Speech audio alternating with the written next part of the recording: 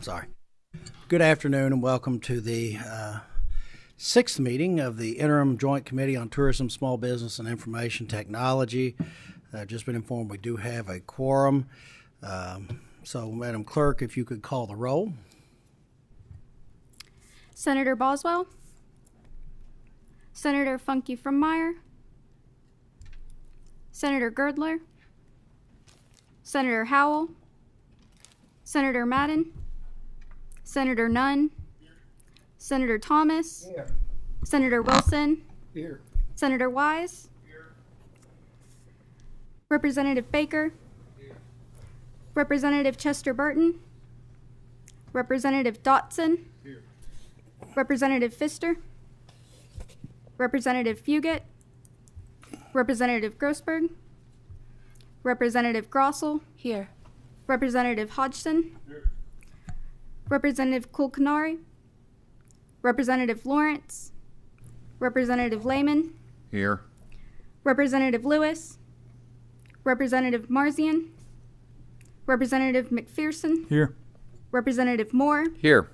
Representative Pollock, Representative Tackett Lafferty, Representative Tate, Representative Thompson, Representative Truitt, Representative Watkins, Representative Wesley, Representative Whitaker, Representative White, Representative Wilson, Representative Witten,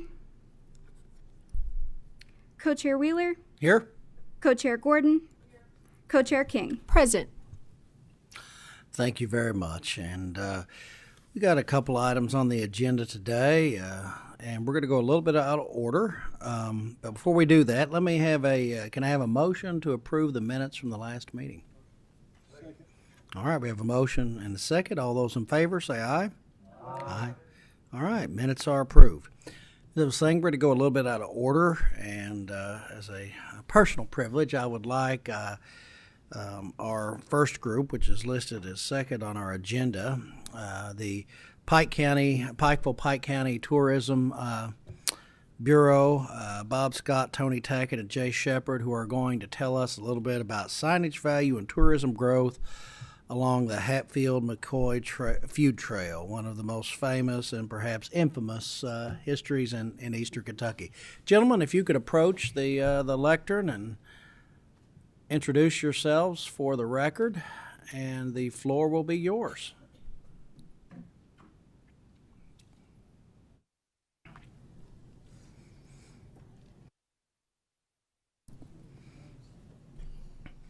And if you could, before you proceed, make sure your microphone's on. So, thank you very much. You can pull that right to you. Okay. All right. First of all, let me say thank you to Philip Willer for arranging this time to be with you. Could y'all, Bob, would you care to introduce yourselves for the record? I am Bob Scott. This is Tony Tackett, Director of Tourism, and Jay Shepard, Tourism, thank you. Marketing Director. But again, thank you for allowing us to be part of your day.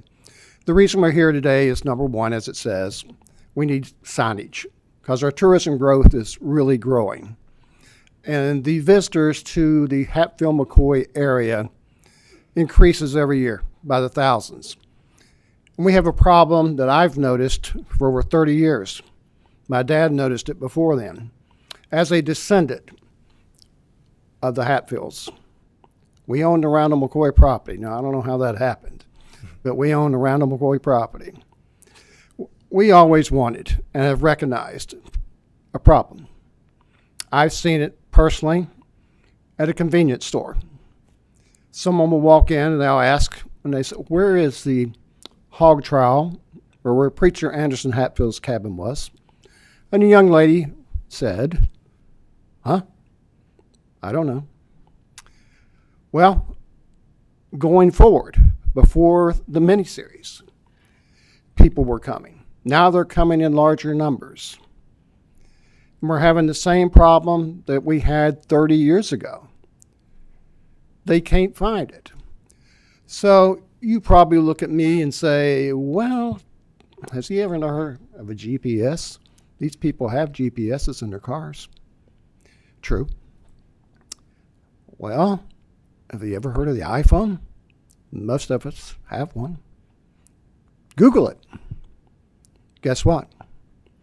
On the trail to these historic sites, the Hatfield-McCoys, pardon me, but you got a better chance of seeing God than you do making a cell phone call or your GPS to work. The cell signal just does not get down in there.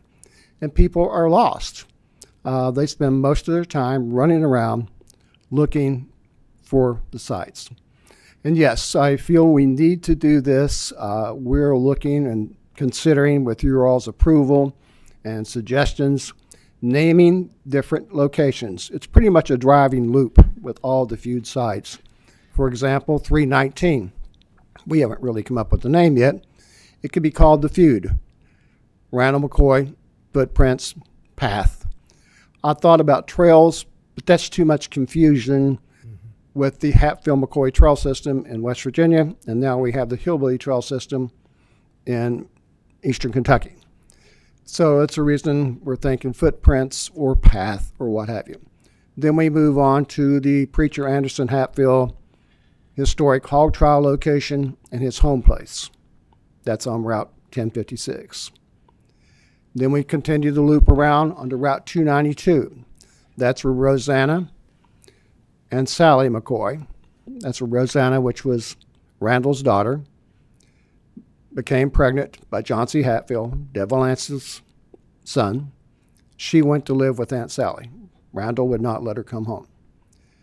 So 1056 needs signage. This also opens up the opportunity because everybody wants to take pictures. I've been trying it for probably 5 years. I see my wife and a lot of her friends and what have you. I don't know how they stand on that 1 foot. Mm-hmm. I mean, I kicked field goals and extra points in high school, and how they pose like that and can take a picture, I still can't stand up straight. But no, we do need signage. And Jay will bring you some numbers because we constantly see growth. It's amazing what's happened. But again, thank you very much for your courtesy, kindness, and your time today. Jay Shepard. Hello, can you hear me? Oh, thank you for your time. I'm Jay Shepard. I'm Marketing Director for Pikeville-Pike County Tourism. We're talking about signage along 119, 319, 1056. So, Lord willing, we're going to see if I can get this. I'm not sure what's going on with the PowerPoint. He's coming to help you. Okay. Technical difficulties, but I'm always...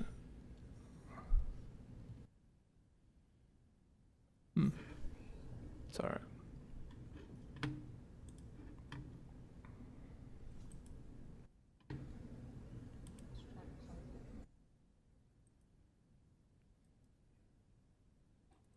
As Bob mentioned, the purpose of this is to get signage along these routes.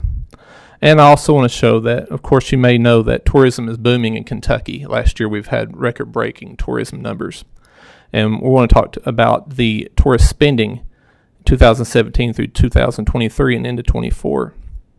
So how this works together is that our strategic signage can also not only serve as a help for finding their way around the tourist sites, but also as a marketing potential, media potential, if you will, to bring more light to the tour.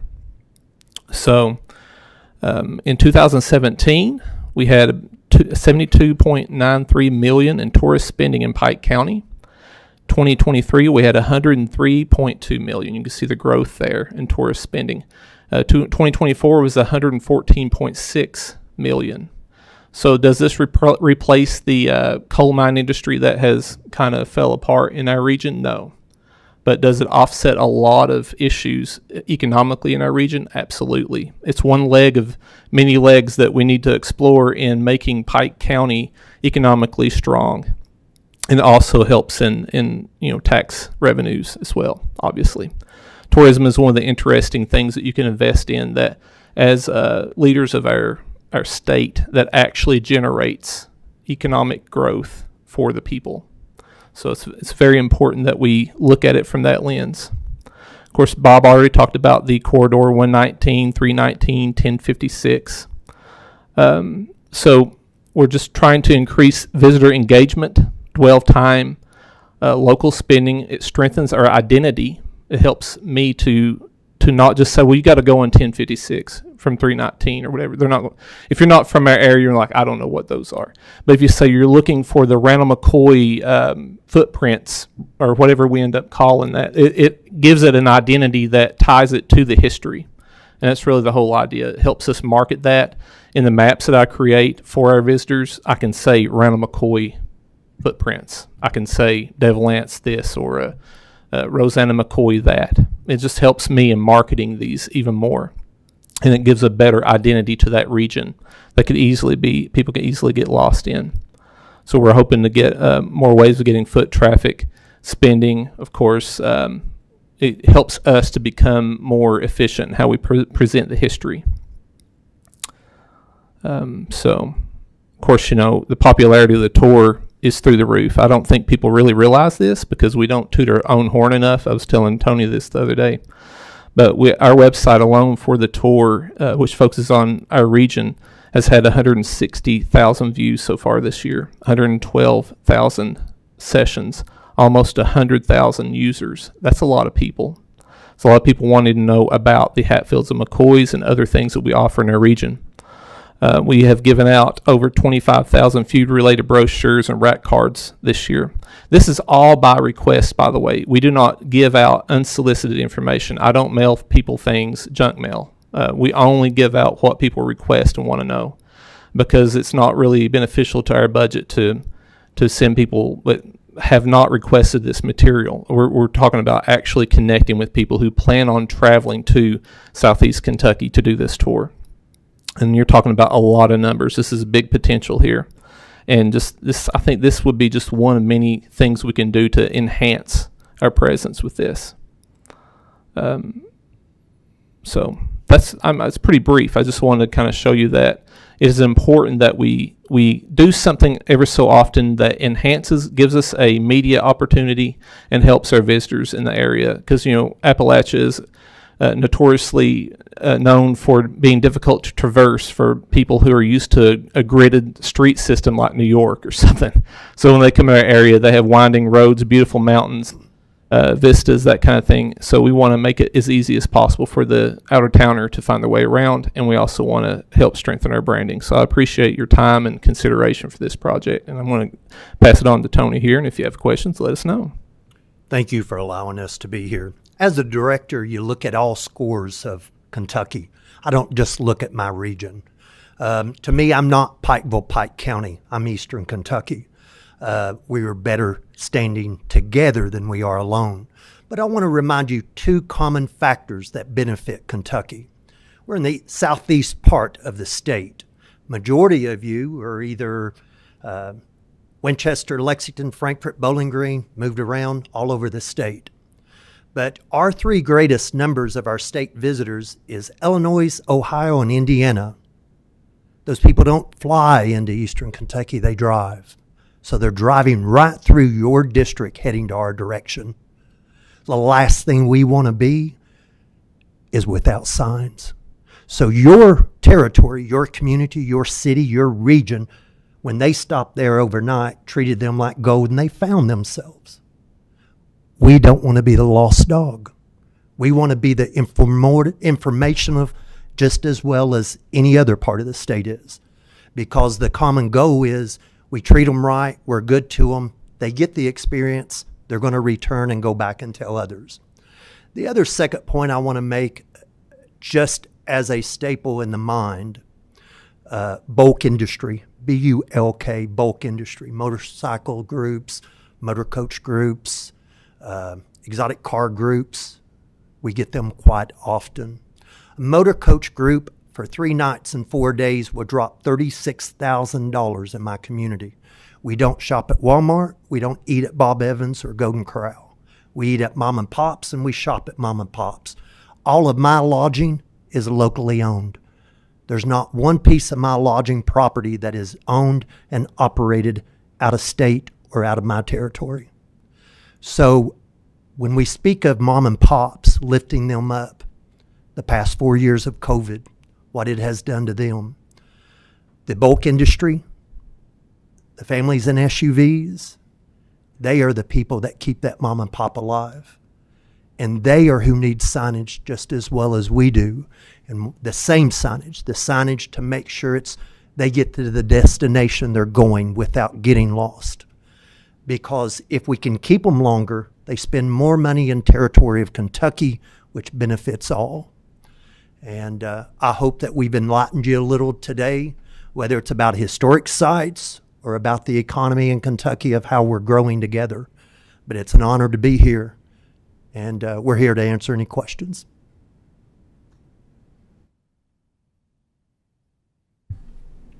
Well, let me just, I'll start it off. Okay.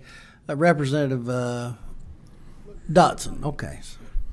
Thank you so much for your presentation. I'm a Pike County boy. I'm from over in Freeburn, Phelps area, where a lot of that took place. As a matter of fact, I'm related to both the Hatfields and McCoys. My great grandmother being a McCoy, my great grandfather being a Hatfield. So growing up there, that was just a story that we were always told. We understood the story, but didn't really know the significance of it till we got out of the area. When I got in the Army, everybody talked about the Hatfields and McCoys. Traveled the world, everybody talked about the Hatfields and McCoys.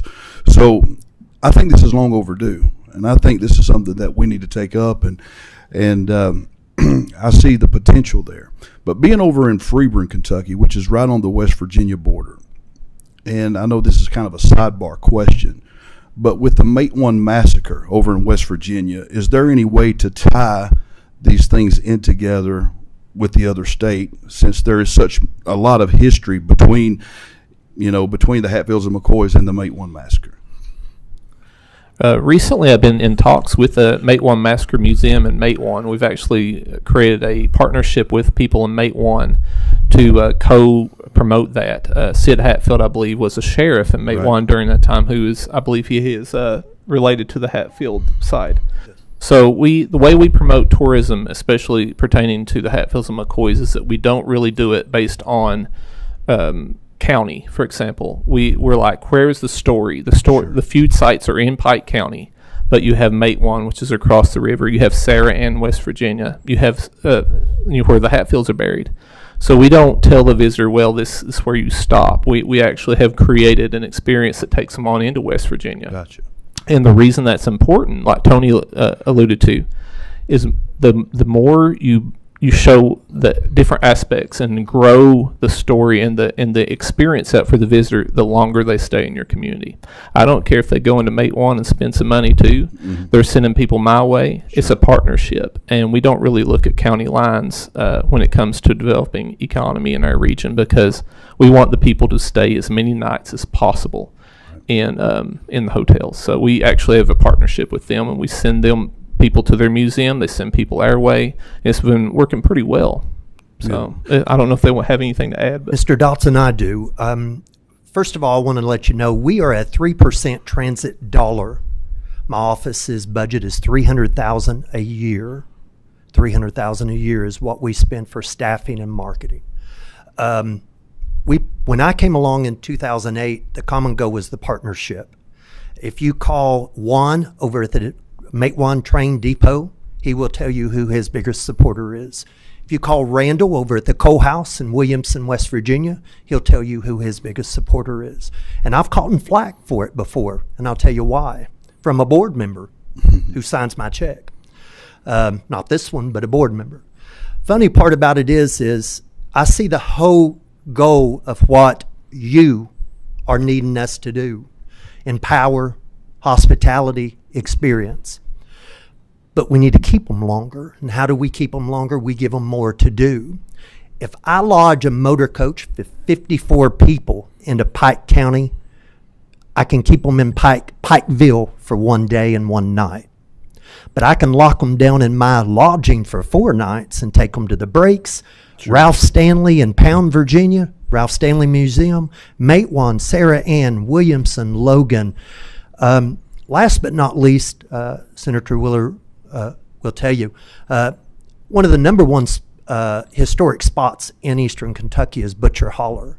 12 years ago, we bought the domain, and that domain is the largest domain for Butcher Holler, which is accessed by my office.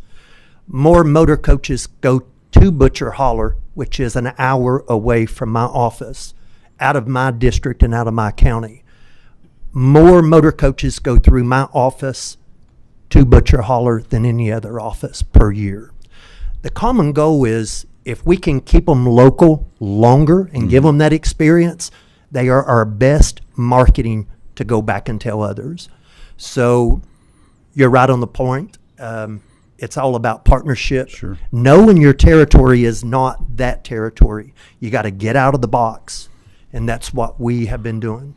Well, there's such a rich and deep history in that region. Yes. I know we cross state lines there, but it's good to know that they reciprocate that with us on their end, and get that whole experience in that region and keeping them longer in the area. So thank you, Mr. Chairman. I appreciate the opportunity. Those museums, Mr. Dotson, some of them are closed on Sunday. All you got to do is give them the word of mouth. You'll be there with 52 people. They open right up. They're good partners. Representative Dotson. Okay, we have Representative Whitaker. Well, thank you all for coming up from Pike County. I'm very proud to represent part of Pike County, the history of Pike County, the geography, but most importantly, the people in eastern Pike County. I wanted to talk to you real quick about lodging. You mentioned it a few times. Is lodging sufficient, and are we falling behind to our surrounding states? I know we want to work collaboratively, but at the same time, we got to make sure that Kentucky dollars circulate in Kentucky as much as possible. How are we doing on lodging, and how are we doing compared to the other states in promoting this unique asset? Kentucky will never promote enough of what it needs to. And what I mean by that, Nashville, Tennessee, the city of Nashville spends $25 million a year to market Nashville. I think Kentucky spends $1.8 million. That's part of the burden in itself. More marketing always brings to the table, always. Lodging, we're up 33% from what we were last year, up 33%. We have a need for lodging. My largest hotel is now a university dorm, which I'm proud and happy for them. We are educating our people, and that's what we need to be doing. We will have a new hotel within the next 3 years. It will be a Crown Plaza built in Pikeville.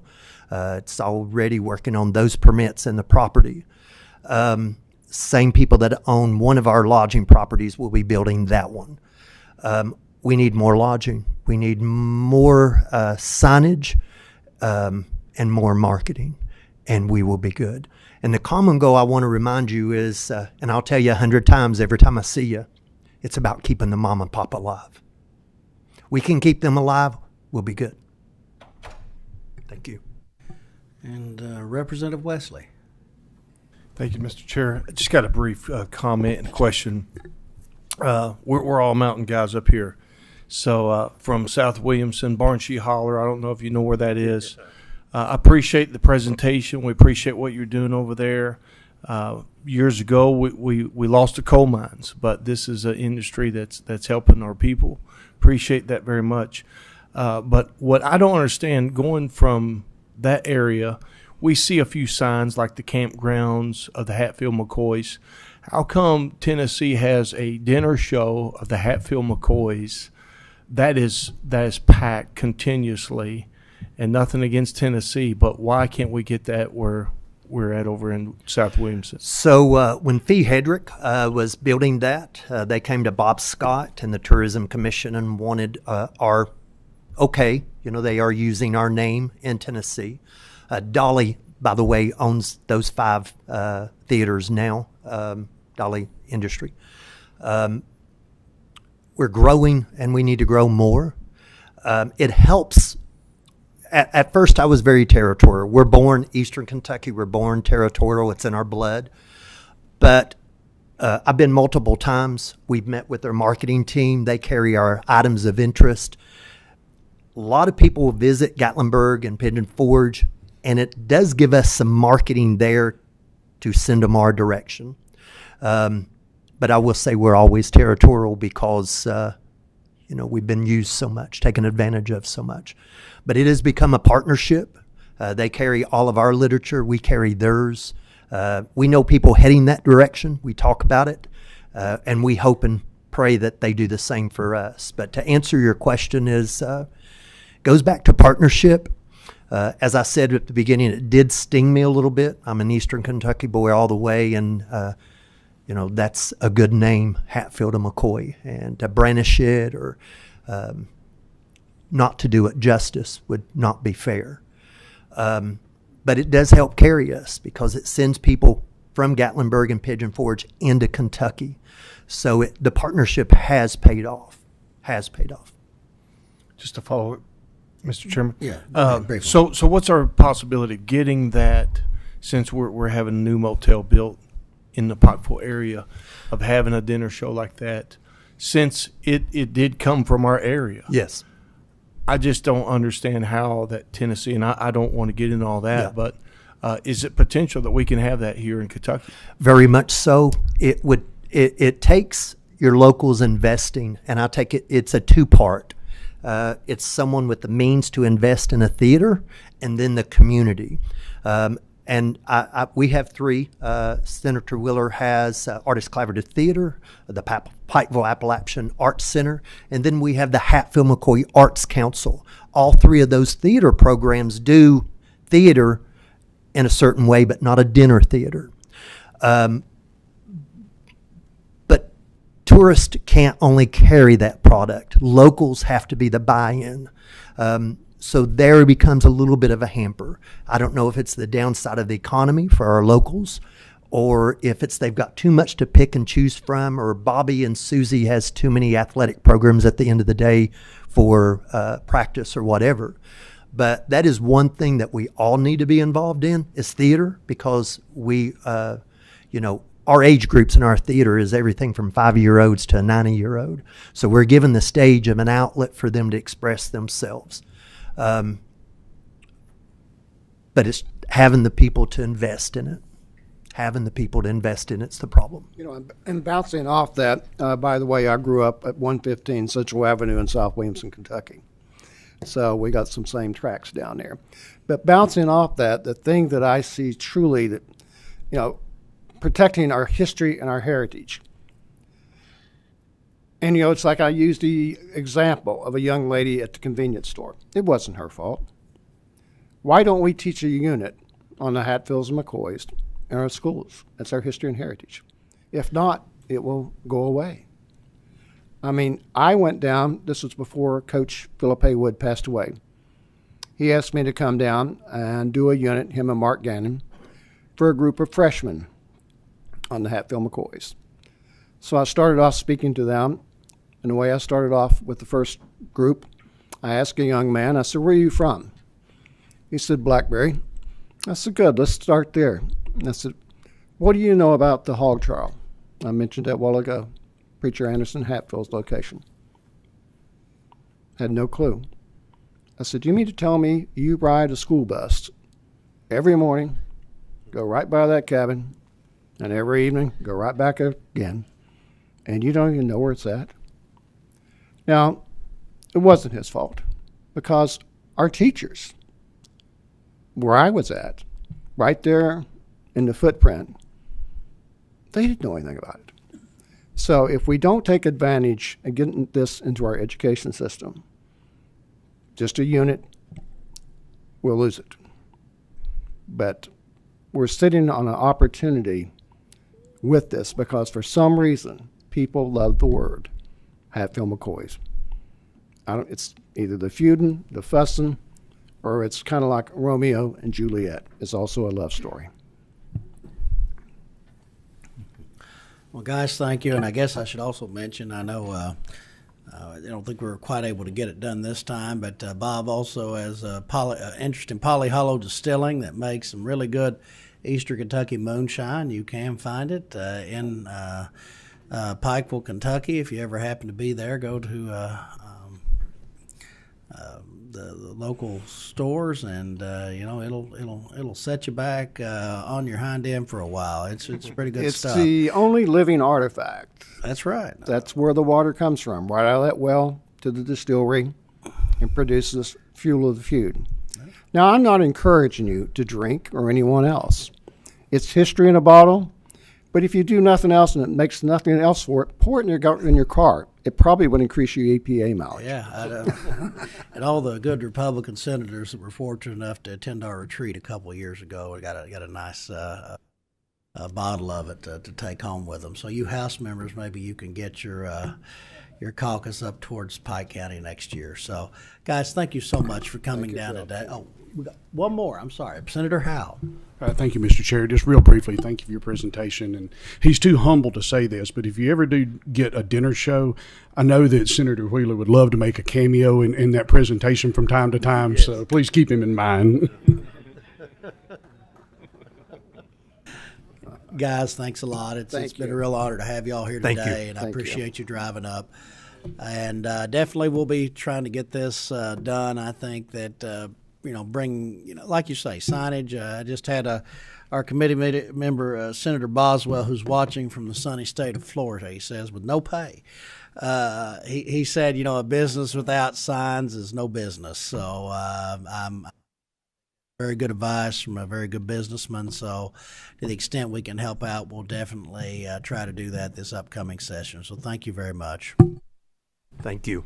Okay, next up, Senator Howe, are you going to go down with your guests, or we have the Building a Stronger Communities Through Sports with the Louisville Sports Commission? It's pretty far away from Mayfield, but I'm glad you all got hooked up together. I think it's a good concept that can apply statewide. So thank you all very much for coming today, and please introduce yourselves for the record, and the floor is yours. Thank you, Mr. Chairman. Jason Howell, 1st Senate District, and you're right. And we talk about from Paducah to Pikeville, it's a long way from Murray to Louisville, too.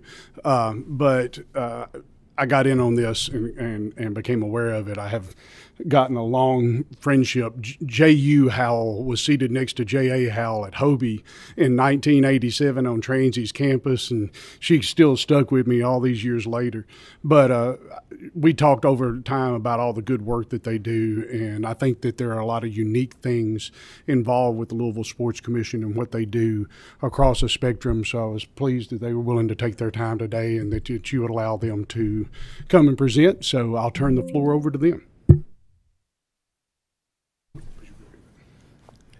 Thank you, Senator Howell. We really appreciate the opportunity.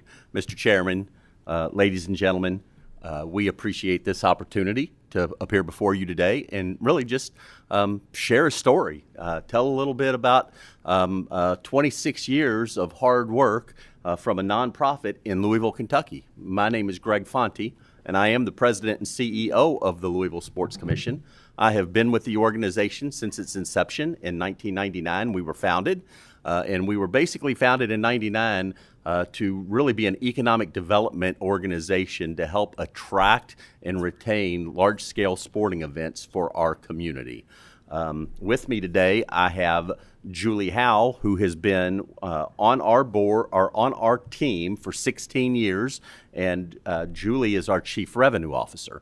And so we're a staff of 8, and so what we thought we would do is start with a video that we would like to share with you that we use to help attract business, to show people. Louisville has been in the sports tourism industry longer than any other community in America. For 151 years, we have been welcoming people to the Commonwealth of Kentucky, to Central Avenue, to Churchill Downs. And we have used that organization and that horse race to build a brand across this country and, quite honestly, around the world, in attracting world-class sporting events to the Commonwealth, to Louisville. And with that, let's watch this video. You're going to see a lot of a lot of state-owned facilities that we are currently programming, putting work into every day. Kentucky.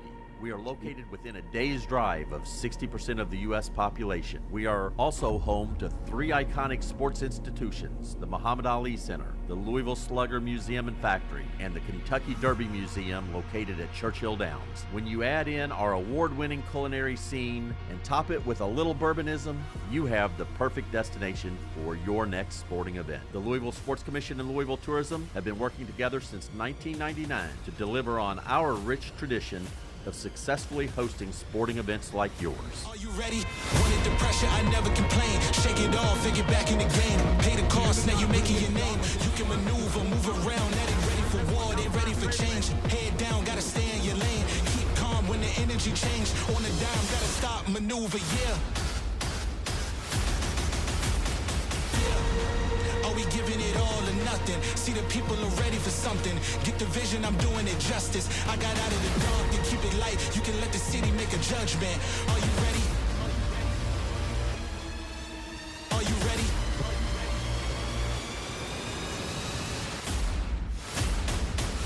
Witness the power of this.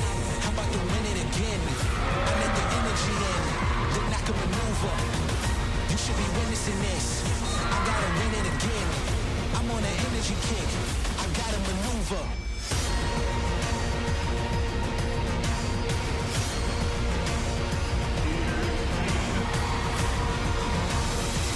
I gotta maneuver.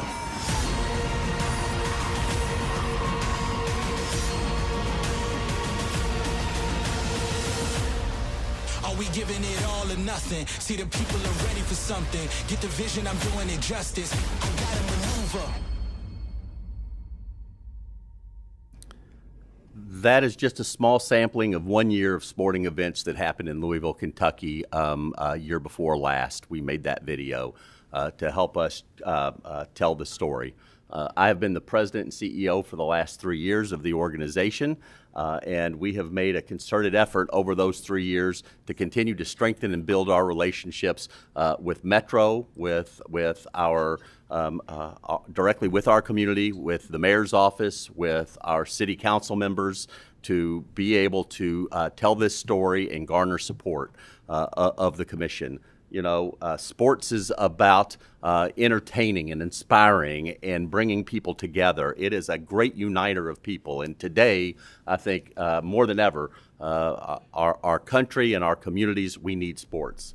The commission, it's easy. When you look at what we do, this chart shows hosted events, tourism. That's the business we've been in since our inception. It is still key to who we are. But we also own and operate events for multiple reasons. We produce over 30 different events that we own and operate to throw revenues off to help us invest back in our mission of making Louisville a healthier, more vibrant community through sports. And active lifestyles. At the end of the day, it is about improving the health and wellness of our community, and we do that through the production and hosting of events that our community citizens across the Commonwealth can take part in and can participate in, and it's about active lifestyle, and we'll talk about that a little bit.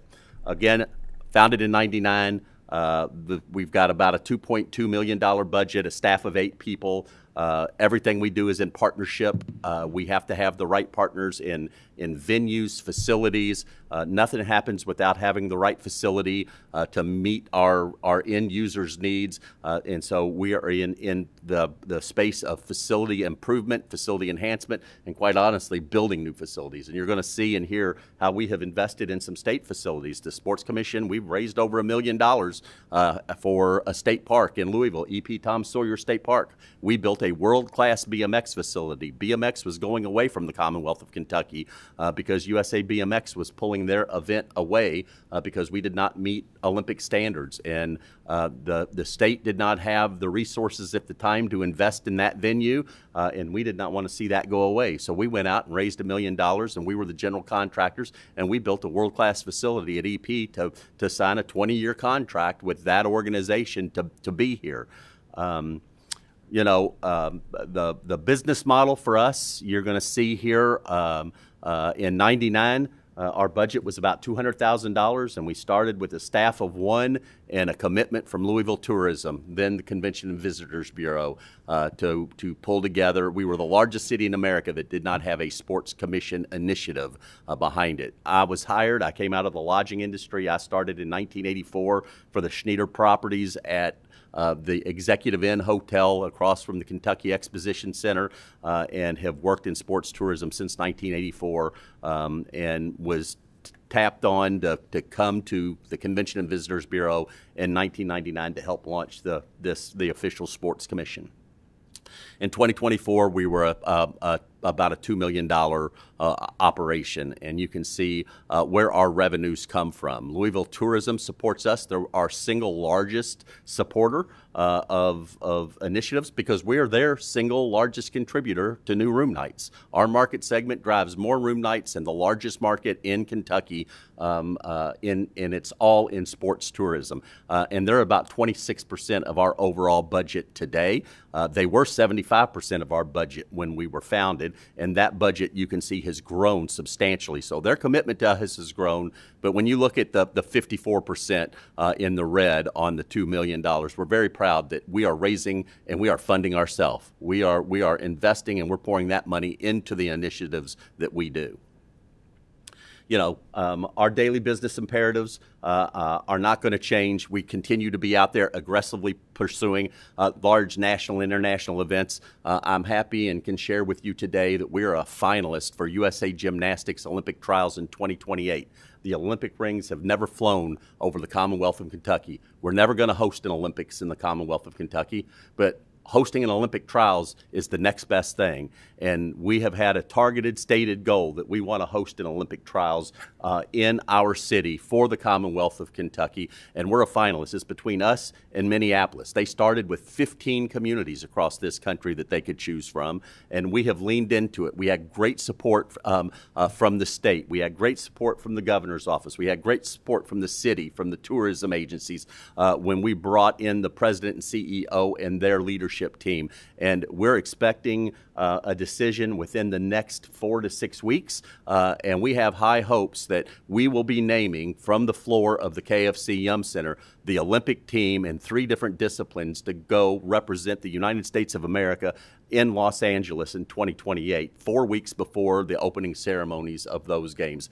And that puts Louisville and puts Kentucky on an international map unlike any other type of sporting event. And we have high hopes there. So we continue to support facility initiatives. We have 2 programs going right now to build a new 6,500-seat ice arena that would have 3 sheets of ice. That facility would be located in close proximity to Lynn Family Stadium in downtown. We have an East Coast hockey franchise that wants to relocate to Louisville. We would have professional hockey come to Louisville. We'd have a place we're deficient in ice. And so it opens the door for USA figure skating events, USA hockey events, USA curling events. And so we are working hard behind the scenes driving those initiatives for the community so we can push forward and try to build a new ice facility. We also have an initiative with another consultancy working on, we're deficient in flat field sports. We do not have a flat field sports complex. So if you have a kid that plays soccer, if they play lacrosse, if they play field hockey, and they're on travel teams, they're leaving Louisville and they're going and their families are spending money in other communities outside of Louisville, Kentucky. And we're working hard to rectify that with our partners at Louisville Soccer Holdings, who own both our professional men and professional women's soccer franchise. And we're hoping that we're going to rectify that in the next 24 months to 36 months to have a purpose-built flat field sports complex in Louisville as well, allowing us to drive more room nights, more tourism. A flat field sports complex in and of itself would help us drive another 75,000 room nights into Kentucky, into Louisville. Create events that have positive cash flow. We own and operate the largest college cross-country meet in America that happens at EP Tom Sawyer State Park every year. And because of that meet, we have hosted NCAA Division I, NCAA Division II, Division III, NAI National Championships. We're one of the largest tenants of EP Tom Sawyer State Park on an annual basis. We pay more rent than anyone else in the city of Louisville to EP Tom Sawyer State Park for rental of that park to produce the events that we either bring in to host or events that we own and operate. Between BMX and the BMX national championships that take place there, we just hosted a NCAA Division III regional last weekend there. We hosted the ACC conference championships there this year, bringing people in from all over the region, teams from all over the region to that state park in the center of Jefferson County.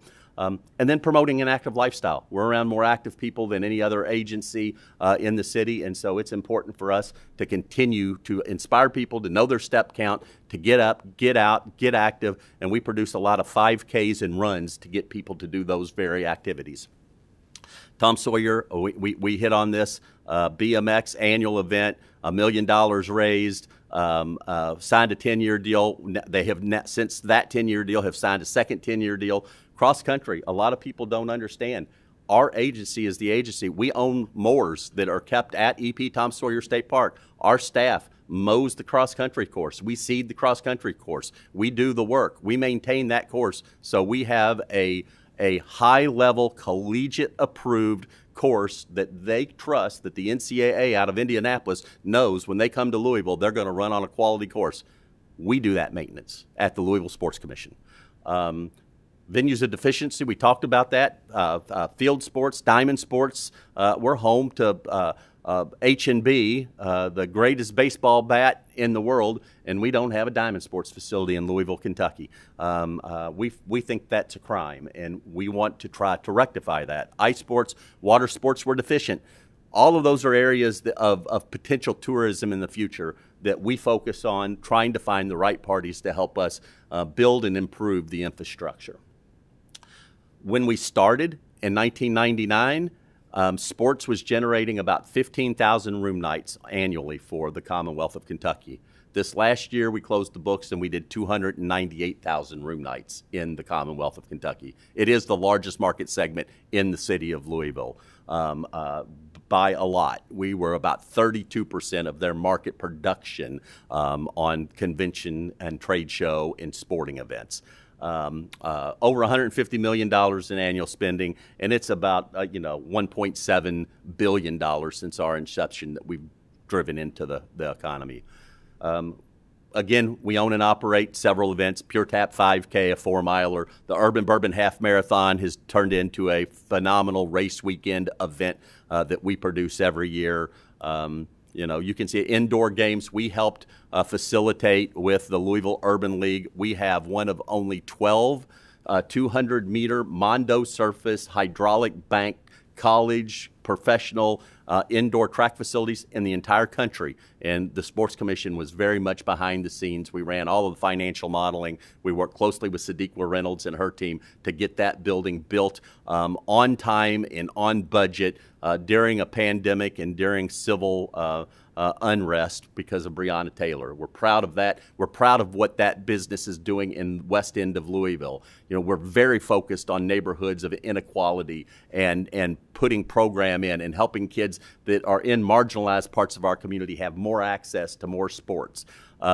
We own and operate a lot of awards, a lot of college football awards that are nationally recognized. The most versatile player in college football receives the Paul Horning Award annually. We have members of that alumni base: Christian McCafferty, Obadell Beckham Jr., Shaq Thompson, Saquon Barkley, Lynn Bowden Jr., Travis Hunter. Yeah, so I mean, it's a who's who. When you look at who has won the Paul Horning Award over the last 15 years, they've outperformed every Heisman Trophy winner playing in the NFL. So we're proud of Paul Horning and his roots from Louisville. One of Paul's best friends was a guy named Howard Schnellenberger. He's the only person that sits in both the University of Kentucky Hall of Fame as a player and the University of Louisville Hall of Fame as a coach. And he put the University of Louisville football team, he brought it back from ashes and turned it into a nationally prominent property for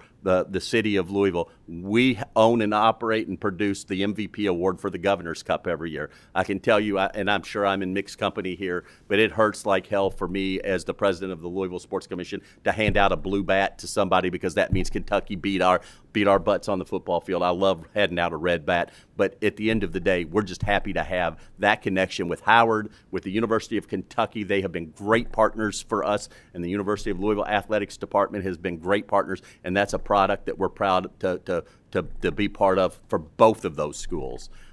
We own the Kentucky Sports Hall of Fame that is in one of the state's great facilities, the Kentucky Exposition Center in Freedom Hall. The plaques around the walls of Freedom Hall, we own that property. We induct members into the Hall of Fame on an annual basis.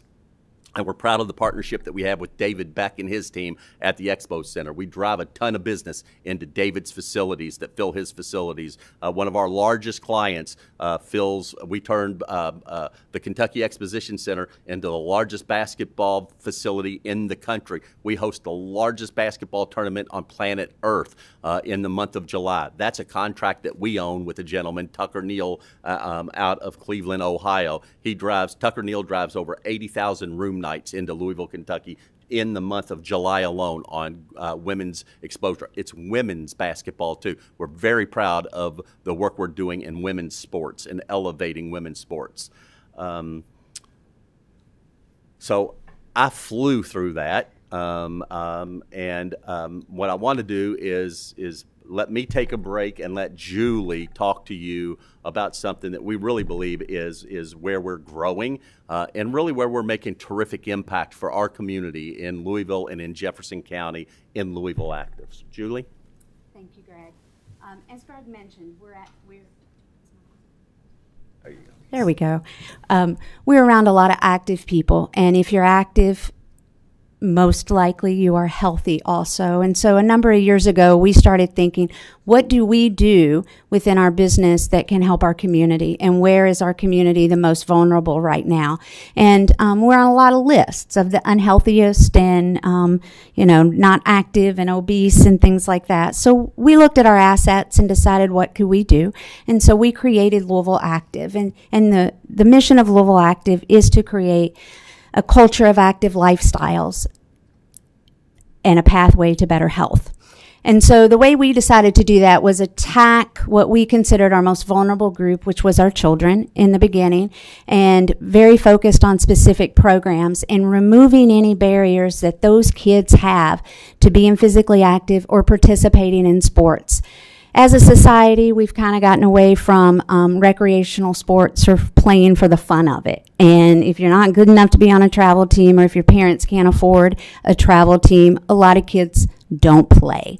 And so our objective is to make sure that any kid in our region around the Louisville Sports Commission, if he or she wants to play, we want to make sure that they have that opportunity. So the first program we started was in 2012, and it's called Kids Finish First. It's a running program. It's designed to instill a habit of physical activity in kids. Being active is a learned habit, and you see it from your parents, and you learn it, and so forth. And so a lot of these kids aren't seeing that. And so we work with different organizations for kids to walk, run, or jog 12 miles in increments, and then they finish their half marathon on a course with us, and they get the party at the end. To date, we've had about 5,000 kids go through. They wear their medals to school. They're so excited. The next program is Playing It Forward. Talk about for a second. Those programs, not only do they get those kids to participate, but we will do about 3 of those a year where we partner with the University of Louisville, and that they finish their last 1.1 miles on the football field at midfield. When they finish, DJ playing music, they get shirts, they get medals.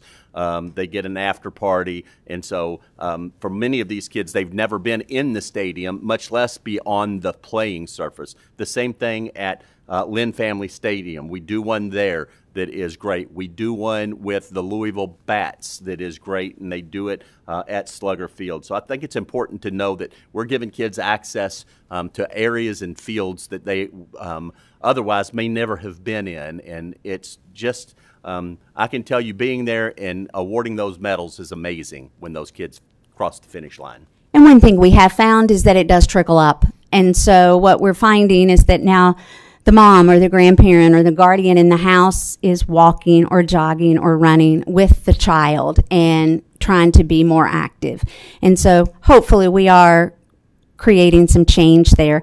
The second program we created is Playing It Forward. As a single mom of twin sons who are unusually large in stature, I had a hard time affording equipment, and I had a hard time affording registration fees for even recreational sports, much less travel sports. And so we created Playing It Forward, and the concept is we get sports equipment into the hands of kids that can't afford it. To date, we're pushing 20,000 pieces of equipment and or wearables that have been collected and redistributed to kids in our area. And that means kids are getting to play sports that might not otherwise get to play. Sports Fund is a grant program. We actually make small financial grants to other nonprofits to help create sports or enhance a particular sport in a neighborhood, in particular in marginalized parts of our community. The mantra of Sports Fund is more sports, more kids, more places. So we're looking at certain areas of the community. Are they deficient in a particular sport? Is that a sport desert, for instance? West Louisville they didn't have volleyball up until about 5 years ago when we created a free volleyball league. So one of the biggest barriers to kids participating in sports is transportation. So we're focused on taking the sport to their neighborhood so transportation doesn't have to be a barrier.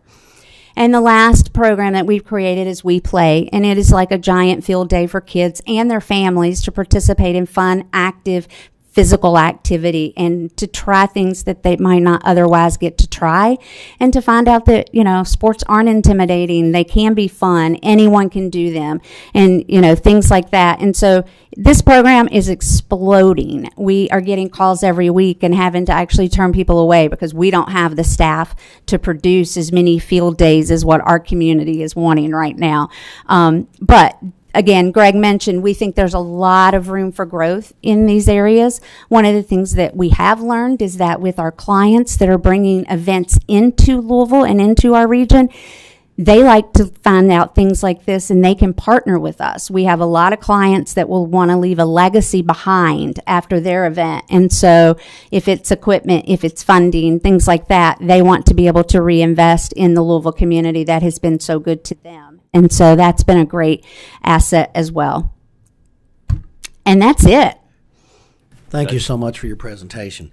We will lead off with Senator Howell. Thank you, Mr. Chairman. I've got a couple of questions or comments, if you don't Please. mind. I don't know. We talk about hosting a basketball tournament, and there's nobody in Kentucky that doesn't understand what basketball is. You were doing really good there till you started talking about red bats. You kind of fell back a little bit. But that's all right. But unless you've been to Four Roses, you can't imagine how many basketball players there are there. I did the math one time when we were up there, and I thought that there was probably more women playing basketball in Louisville, Kentucky during that thing than there was women and men both playing high school and junior high basketball that year in the state of Kentucky. That's how big that thing is. You can't imagine it. It goes off into the horizon of just basketball courts, it seems like. But most all those people come into town and spend money there. One of the things that I think is truly unique about the Louisville Sports Commission, we see this in all different areas, people coming in here to testify, coming in wanting money, this sort of thing. They're a true nonprofit with what Julie was talking about, with things that they do and invest in their community. But this entity self-funds most of their own operations, which makes them truly unique. And to do both of those and be an enormous economic driver to the biggest economic driver in the Commonwealth in the Louisville-Jefferson County area, I think sets them apart really well. I think it's probably a model. No templates apply across the board, but I think it's something that, from my perspective, from a return on investment for what we don't give the Louisville Sports Commission or Louisville Tourism to be able to generate that much more with good partnerships that they have is something I just really wanted to bring up on here. And thank y'all for coming in. One thing that I did want to talk about, as big as Four Roses is, do you know? Run for the Roses, by the way. Four Roses is the bourbon. I like both. I would trust you on knowing the bourbon. But the Run for the Roses basketball tournament, what's the economic? If you know, I'm going to put you on the spot. Roughly, what's the economic impact on that? I would hate to just pull a number, because my partner Cleo Battle would shoot me for just pulling a number and saying it, especially in front of this committee. What I will tell you is that it was 4,800 teams this last year that came in just for the Roses. There are 3 other events that wrap around Roses. Roses is the highest profile. I think you need to understand that it is an open recruiting window for the NCAA. They have strict guidelines when coaches can be in contact with recruitable athletes. There is a window of time in the month of July when college coaches can be in contact with coaches, high school coaches, and their players. So the Roses is the largest exposure basketball tournament for young women. 4,800 teams. We had over 1,500 credentialed college coaches from across America that were in evaluating talent from about the 8th grade all the way through seniors in high school, and coaches making offers to those young women and their parents while they're in town. What the economic impact, I do know that the month of July it's 80,000 room nights. I can follow up with what that actual number is, but it's tens of millions of dollars that is being poured into the money that the Kentucky State Fair Board, Kentucky Venues, and David Beck make off of just the parking and the hosting of Roses. It's enormous. It's Tucker Neal is one of David's largest annual customers, and we have a great long-term relationship with Tucker in the brand that he's growing. So by comparison, if we're lucky enough to end up as the final city for the gymnastics trials, how does that equate? I'm sure y'all have run some projection numbers in your. It's 70,000 hotel room nights that's generated. It's roughly the same. It's tens of millions of dollars of exposure and media exposure. It's very different in where Tucker, he has direct impact with families that are in. The Olympic trials are broadcast globally. It will be watched from all, the U.S. is such a powerhouse in the Olympic movement, and I will tell you, it will generate global interest. Those trials, those finals will be viewed around the globe, and so the value of that, putting Louisville, Kentucky in front of that reach is the real value. I know you walked me through some of this too about derivative, like some of the smaller trials and everything that maybe we don't get a chance to bid on successfully until we've had a trial. Can you talk a little bit about how that works? Yeah, so I have spent the better part of my time with the Louisville Sports Commission building relationships and serving on boards of directors and committees of sports organizations. The Olympic movement happens out of Colorado Springs, Colorado. That's where the United States Olympic Committee and Paralympic Committee are headquartered. We have strong relationships with that organization and their leadership team, and about 80% of the U.S. Sports national governing bodies are in Colorado Springs. So we have relationships with USA Volleyball, USA Cycling. We've hosted a lot of world championships in USA Cycling. So when you host something like the gymnastics Olympic trials, all that does is continue to verify your community's ability to host sport at the highest level, especially in those Olympic discipline sports. So it opens national championships in all of those: swimming, diving, cycling, volleyball. I believe we have a question from Representative Grossberg. Thank you. Thank you, Mr. Chairman. Thank you for all that you do. I am one of 2 Louisville representatives, or I should say Louisville legislators, in the room right now. So I hope that the rest of the committee will indulge the level of detail that you've shared. I have questions about 2 of the points that you made. First, about the partner agencies. I looked at the list, and I didn't see the Boys and Girls Club. Have you ever tried to engage with the Boys and Girls Club? We have, yes. They've been a partner of ours. It's been a couple of years, but they have partnered on our Kids Finish First program, and we do make regular donations to them through our Playing It Forward program. All right. Well, I hope that they continue to partner in all of the athletic things, because Boys and Girls Club, I'll be gratuitous, is in my district, and I've visited with them regularly. They do great work, but a lot of these children could really benefit from athletic activity. Mm-hmm. They come from underserved, underprivileged communities, and they just don't get access to good nutrition, and then they aren't part of sports teams. Their parents can't afford to get them into clubs, and this might be the opportunity to get their blood flowing. The other is that I know, because we've been in touch before, that you're looking for a flat fields sports complex or a diamond sports complex. I still hope that we can find something in my district. I looked up, Petersburg Park is 28 acres. Most of it is undeveloped. It is the absolute center of Jefferson County. As we've discussed, it has roads coming in and out, access to highways in every direction. What do we do to get a site tour? Because I'm going to call out the city, even though this is a hearing, I'm not going to get an angry email or phone call, but the efforts to ask the city to arrange this meeting have not worked. What can we do to get a tour of that and other unused green fields in the 30th District? Seen and heard, sir. What I would tell you is let's exchange cards. I would love to be able to sit down.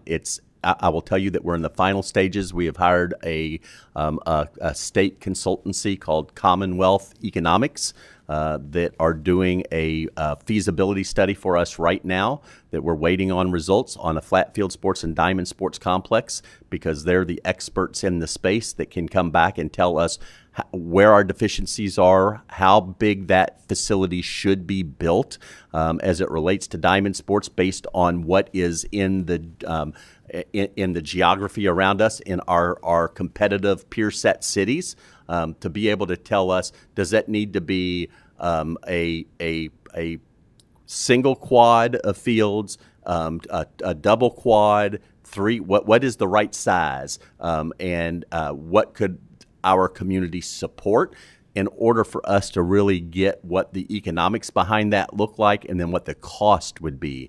And once we have that, once we know that, then we will know what the acreage is, what that footprint needs to be to have it built right size. The last thing you want to do is underbuild or overbuild. You want it right sized. And so for us, it's and we literally are waiting on those. I'm a little frustrated that I don't have the results in my hands today, because I'm anxious to see, especially on diamond sports.